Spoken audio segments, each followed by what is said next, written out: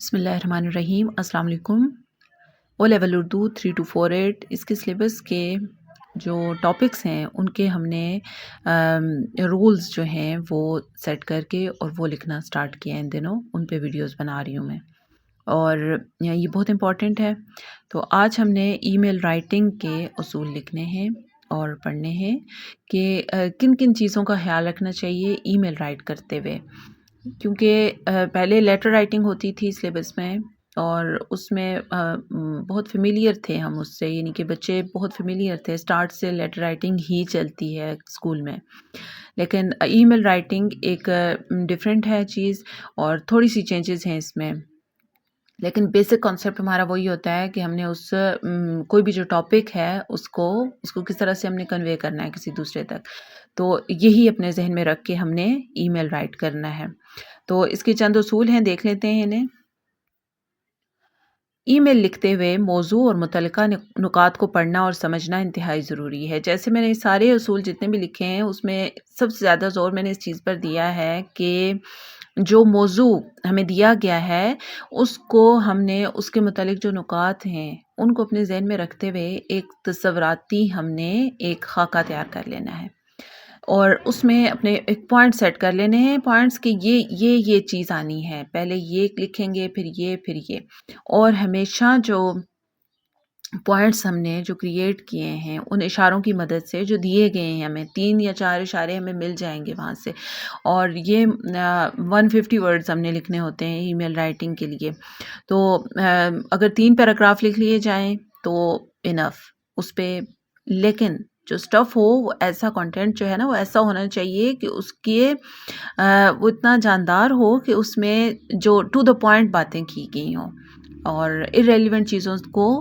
چھوڑ دیا جائے، ارریلیونٹ چیزوں کو اس میں انکلوڈ نہ کیا جائے۔ تو ہر اشارے سے متعلق کم از کم 2 نکات شامل کریں۔ اب 2 نکات ایک اشارے سے ہوں گے تو آپ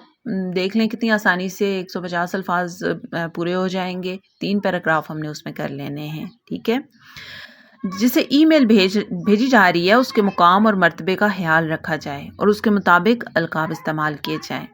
جیسے خط لکھتے ہوئے بھی ہم القابات کا خیال رکھتے ہیں، محترم، مکرمی اور عزیزم،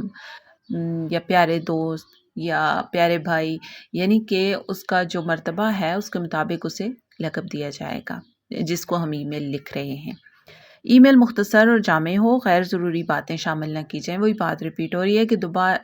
غیر ضروری چیزوں کو اس میں ہرگز شامل نہ کیا جائے اور مختصر لکھا جائے، لیکن سینٹینس اسٹرکچر جو ہے وہ ایسا اچھا ہونا چاہیے کہ جو پڑھنے والے پر اچھا تاثر چھوڑے، اور جو چیز ہم نے لکھی ہو وہ یعنی اس کے الفاظ ایسے ہوں کہ اٹریکٹ کریں پڑھنے والے کو، اور وہ یعنی کہ اس کے مارکنگ کرتے ہوئے وہ اس چیز کو بھی ذہن میں رکھے کہ کتنے اچھے جملے بنائے ہیں اس بچے نے، اور نکات کو پیراگراف کی صورت میں تحریر کیا جائے، کہ جیسے میں نے آپ کو بتایا کہ 3 پیراگراف کم از کم ہمارے پاس، یعنی جتنے اگر 3 اشارے ہیں تو ایک اشارے کو ہم نے 2 نکات اس کے بنا لیے، تو پھر 3 پیراگراف جو ہیں وہ ہم اچھے طریقے سے لکھ سکتے ہیں۔ اور وصول کنندہ کی مناسبت سے تحریر میں رسمی یا غیر رسمی انداز استعمال کیا جائے۔ اب پورا جو ہم نے ای میل جو لکھنی ہے نا،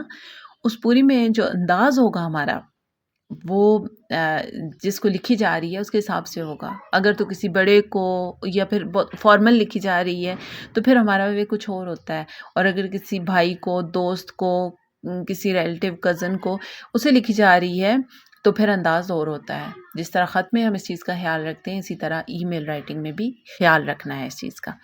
اور یہ چند رولز ہیں جن کو اگر فالو کریں گے تو انشاءاللہ بہت اچھا سا ای میل لکھ سکیں گے آپ، اور مجھے خوشی ہوگی کہ آپ خود سے اگر کسی بھی